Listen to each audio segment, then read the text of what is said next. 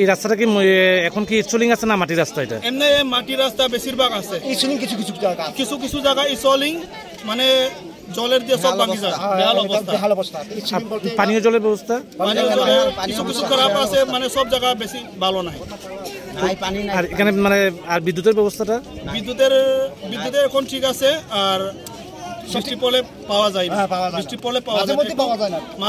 বৃষ্টি দিলে মানে একটু বৃষ্টি দিলে ছাগলের কারেন্ট পাওয়া যায়, মানে একটু বৃষ্টি দিলে বন্ধ হয়ে যায়, বিদ্যুতের বেহাল অবস্থা। তো এই যে আপনারা পানীয় জল কিংবা বিদ্যুৎ কিংবা রাস্তাঘাট, এই ব্যাপারে আপনারা এডিসি ভিলেজ কিংবা স্থানীয় প্রশাসনের দ্বারস্থ হয়েছেন বা মানে জানাইছেন তারা?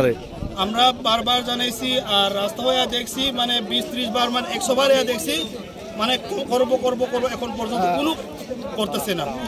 মানে মুখ দিয়া করছি, কইতাছি, কিন্তু কাজ দিয়া কোনো আমরা পাইতেছি না। এই রাস্তা নির্মাণের লেগে বা সংস্কারের লেগে পিডব্লিউ দপ্তরে জিজ্ঞেসেন?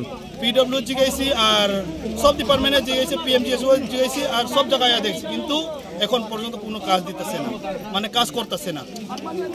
তো সব কাজ করে লাই। এখন আপনারা কি চাইতেছেন?